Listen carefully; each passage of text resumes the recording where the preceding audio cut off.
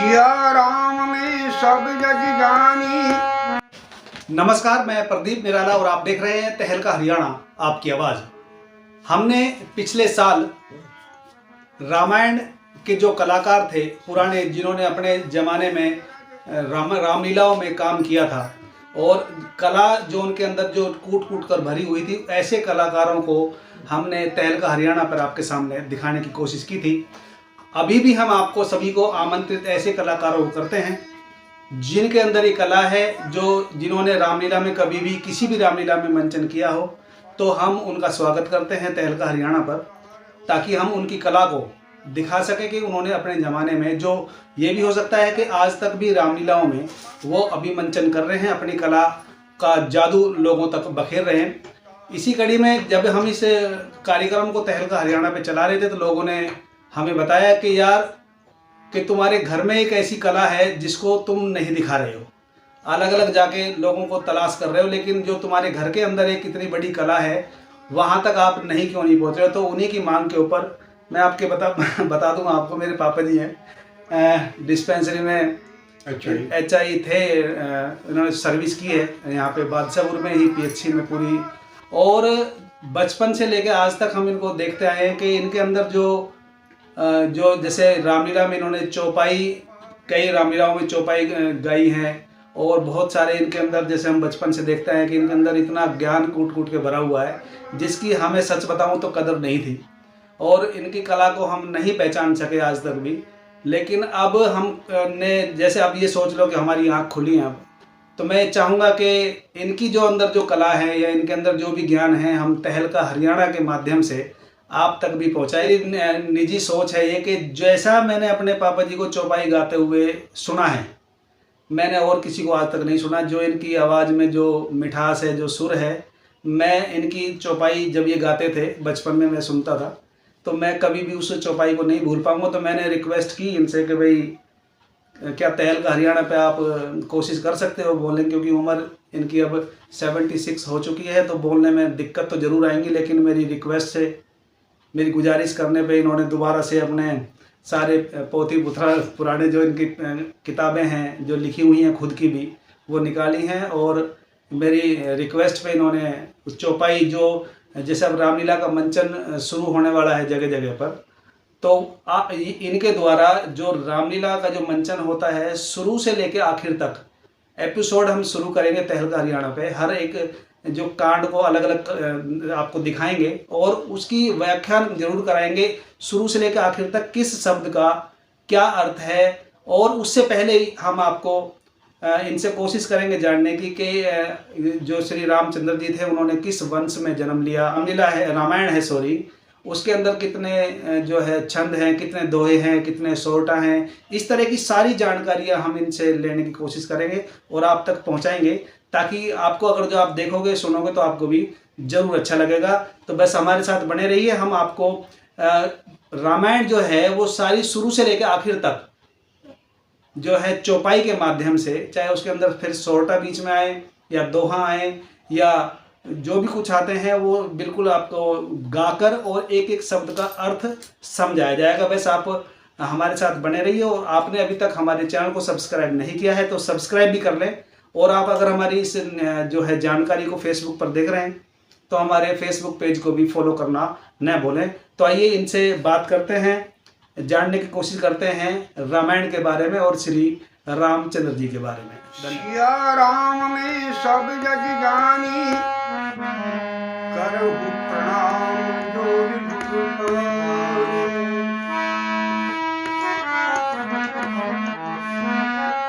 श्री गुरु चरण सरोज रज, निज मन मुकर सुधार।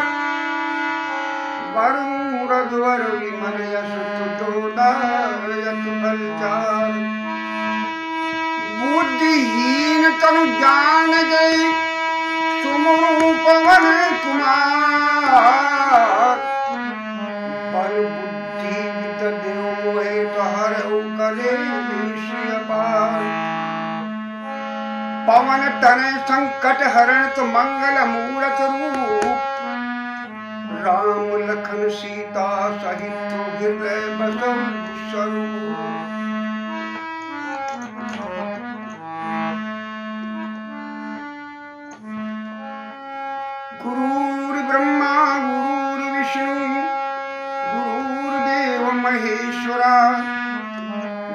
साक्षात् परब्रह्म तस्मै श्री गुरुवे नमः। संत समागम हरि कथा तुलसी दुर्लभ दौर सुतदारा और लक्ष्मी तो पापिनी करवियो।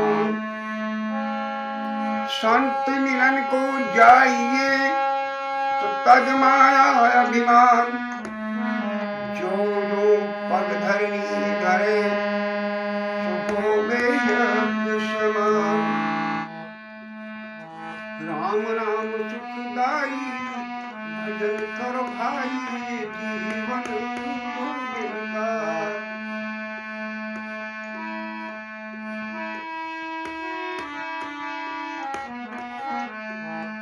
ये जीवन पीपल का पत्ता, ये जीवन पीपल का पत्ता, हरे चले पवन उड़ जाई भजन करो भाई ये जीवन गोविंद का। हुई है वही जो राम रच राखा, को कर तरक बढ़ा बड़ी शाखा। लोग कहते हैं कि हमें ये नहीं मिला, वो नहीं मिला, वो नहीं मिला, उसको ये दे दिया, उसको वो दे दिया, लेकिन कर्म प्रधान विश्व रच राखा, तो जो जस करे सो तस फल चाखा। बोल सियावर रामचंद्र की जय। सिया राम भक्तों, सिया राम में सब जग जानी, करहूं प्रणाम जोर जुग पानी। मैं आपको अपना परिचय दे रहा हूं। सर्वप्रथम मैं भूप सिंह निराला आजाद, यूट्यूब चैनल तहलका हरियाणा, जिनके चीफ एडिटर सौभाग्य से मेरे पुत्र प्रदीप निराला हैं, के माध्यम से सभी दर्शकों को सत्तर नमन करता हूं। सर्वप्रथम मैं अपने विषय में आपको जानकारी देने की, मैं ग्राम बादशाहपुर का मूल निवासी हूँ। मेरी आस्था बचपन से ही रामायण यानी कि रामलीला में रही है। मैं 12-13 साल की उम्र से ही रामलीला के स्टेज से जुड़ गया था और सर्वप्रथम नर्तन और गायन का कार्य किया। सर्वप्रथम बादशाहपुर में शायद 1962 या 63 में पंडित माणक चंद कोशीवाले की मार्गदर्शन में आदर्श रामलीला क्लब का गठन किया गया, जो कि लगातार 12-13 वर्षों तक चलती रही। उसमें मास्टर दीवानचंद जैन, पंडित रघुवीर और उनके परिवार का खास योगदान रहा। ये रामलीला बड़े बाजार में लाला दाताराम की देखरेख में होती थी।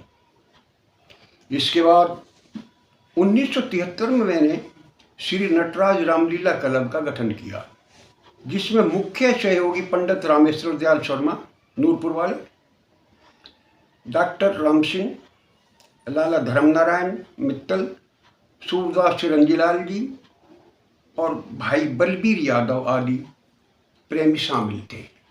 सर्वप्रथम मैंने कठोर परिश्रम करके नाटक रूप में राधेश्याम रामायण, यशवंत सिंह रामायण तथा तुलसी रामायण की मदद से संकलित करके रामलीला का मंचन कराया, जो अभी तक चालू है। इसके बाद एक और रामलीला महर्षि वाल्मीकि क्लब में निर्देशन और रामायण वाचन का कार्य किया, जिसकी रिहर्सल 2 महीने पहले करानी होती थी, तभी रामलीला का मंचन किया जा सकता था। ये रामलीला भी 10-15 साल तक लगातार मंचित होती रही। फिर शिव शंकर रामलीला क्लब को भी रिहर्सल और रामायण वाचन में कई सालों तक योगदान देता रहा। हमारे गांव की 4 रामलीलाओं में से एक राम जानकी क्लब को छोड़कर सभी लीलाओं के मंचन में किसी न किसी रूप में मैंने सहयोग दिया है। आज भी 75-76 साल की उम्र में भी हर प्रकार का सहयोग देने के लिए तैयार हूँ। अब मेरे पास जो रामायण आदि शास्त्रों का ज्ञान भजन आदि की रचना तथा संगीत का अनुभव है, इस तहलका हरियाणा चैनल के माध्यम से आपके साथ साझा करना चाहता हूँ। आशा करता हूँ कि मुझसे अगर इस प्रसारण में त्रुटि हो जाए तो उसको नज़रअंदाज करते हुए मेरा मार्गदर्शन करें और माफ़ करें। आप सभी दर्शकों का बहुत बहुत धन्यवाद। श्री रामचरित्र मानस की रचना किसने की थी और कब की थी?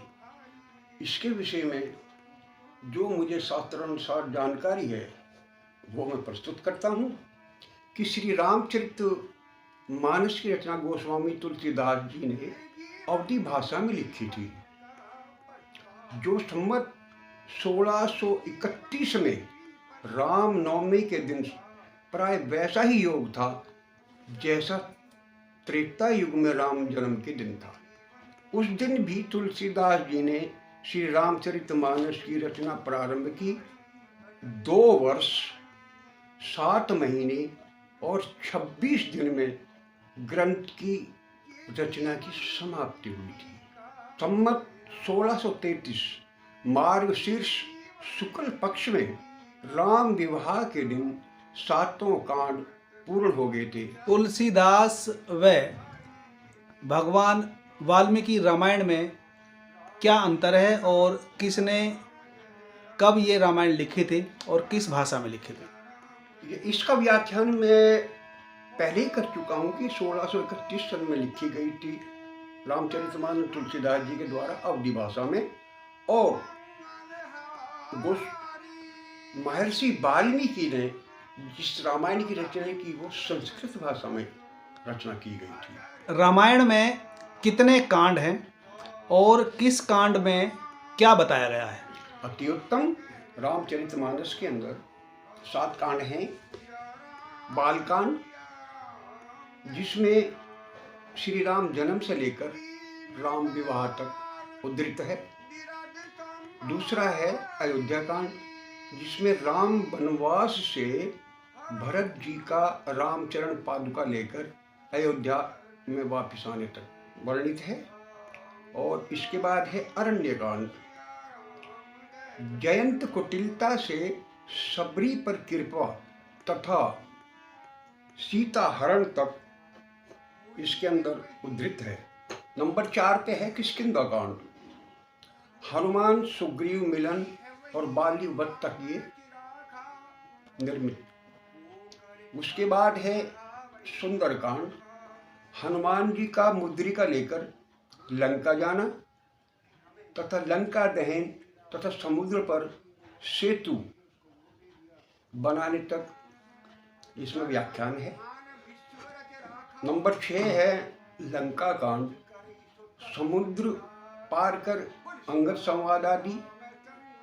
नंबर 7 है उत्तरकांड, इसमें राम जी का अयोध्या आगमन तथा राज तिलक इसके अंदर उद्धृत है। तुलसीदास जी की रामचरितमानस में कितने श्लोक हैं, कितनी चौपाइयाँ हैं, कितने दोहे हैं, कितने सोरठा और कितने छंद हैं जिनसे मिलकर पूरी रामायण बनी?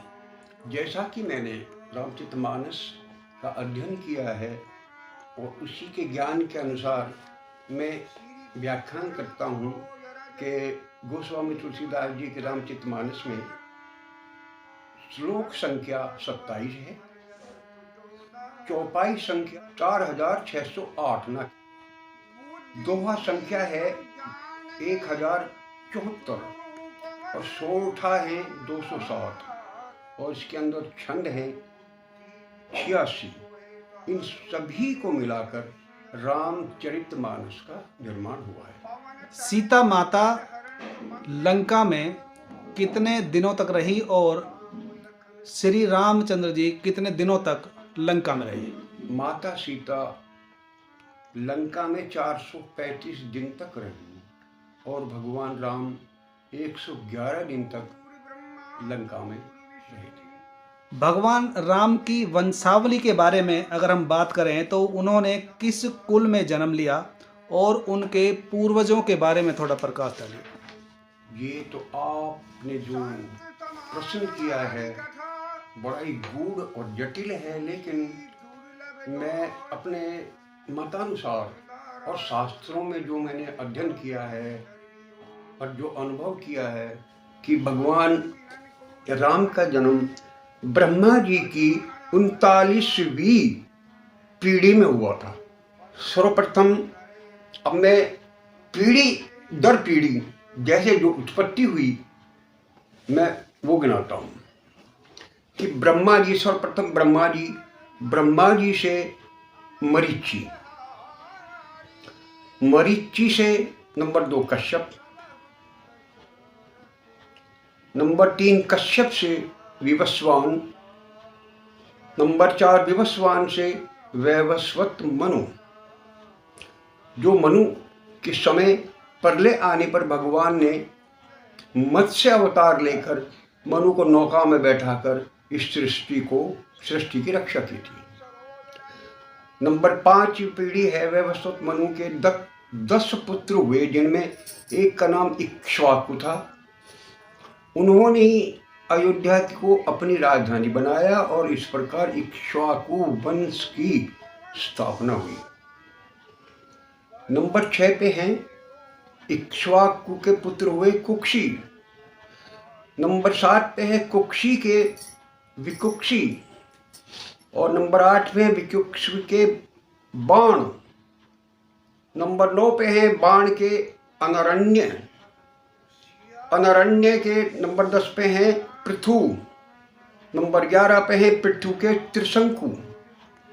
नंबर 12 पे है त्रिशंकु के धुंधुमार। नंबर 13 पे है धुंधुमार के युवनाश्व। नंबर 14 पर है युवनाश्व के मानधाता, मानधाता के सुसंधि। नंबर 16 पे है सुसंधि के 2 पुत्र, एक ध्रुवसंधि और एक प्रसेनजीत। नंबर 17 पे है ध्रुवसंधि के भरत, जिनके नाम से हमारे देश का नाम भारतवर्ष पड़ा। नंबर 18 पे है भरत के असित। नंबर 19 पे है असित के सगर। नंबर 20 पे है सगर के अश्वमंज। नंबर 21 पे है अश्वमंज के अंशुमान, अंशुमान के दिलीप। नंबर 23 पे है दिलीप के भागीरथ, जो माँ गंगा को पृथ्वी पर लेकर आए थे और अपने पितरों का यानी कि सगर के पुत्रों का उद्धार किया था। उनके पुत्र हुए कुकुस्थ। 24वीं पीढ़ी में उनके पुत्र कुकुस्थ के रघु के अत्यंत तेजस्वी और पराक्रमी नरेश होने के कारण उनके बाद इस वंश का नाम रघुवंश हो गया था। तब से श्री राम के कुल को रघुकुल भी कहा जाता है। 25वीं पीढ़ी में थे रघु के पुत्र परवृद्ध। 26वीं में परवृद्ध के संखण, 27वीं में संखण के सुदर्शन, 28 में सुदर्शन के अग्निवर्ण, 29वीं में अग्निवर्ण के शीघ्रण, 30 में है शीघ्रण के मरु, 31 में है मरु के प्रस और सुक्रत, 32 में है सुक्रत के अम्बरीश, अम्बरीश के नहुस। नहुस वही हैं जिन्होंने इंद्र की पदवी प्राप्त की थी और ऋषियों के शाप से अजगर की योनि को प्राप्त हुए थे। नहुस के ययाति हुए 34वीं पीढ़ी में। 35वीं पीढ़ी में ययाति के नाभाग, 36 में नाभाग के अज और 37 में अज के दशरथ। 38वीं में दशरथ के 4 पुत्र हुए, राम, लक्ष्मण, भरत और शत्रुघ्न, जो 39वीं पीढ़ी में उत्पन्न हुई। सुनते हैं कि इससे आगे भी ये वंश चले, जो अभी भी सोढ़ी और बेदी वंश के नाम से लोग अपने आप को राम के वंशज बताते हैं, जो पंजाब प्रांत से संबंधित है। ये सोचने लायक विषय है कि ये सही है या गलत, इसमें शोध का विषय है। सोढ़ी और बेदी, जो अपने आप को राम के वंशज बताते हैं। तो इस प्रकार में उनके भगवान राम जैसे की उत्पत्ति 39वीं पीढ़ी में हुई थी। ये राम की उत्पत्ति तक मैंने इसका व्याख्यान किया है। उसके बाद उनके लव कुश भी हुए हैं, लक्ष्मण जी के भी पुत्र हुए हैं, भरत जी के भी हुए हैं, फिर उनके भी पुत्र हुए, उनके पुत्र, यानी कि 39वीं पीढ़ी में राम से ही हमें व्याख्या करनी थी कि राम कब कौन सी पीढ़ी में उत्पन्न हुए थे। उससे आगे की वंशावली का व्याख्यान हमने नहीं दिया, कौन किसका क्या पुत्र हुआ। इस व्याख्यान के बाद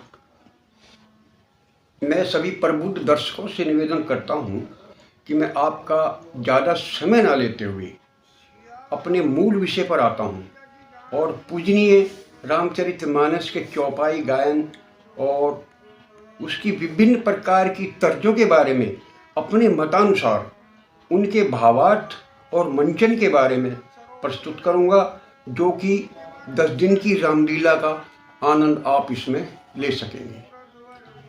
जय श्री राम।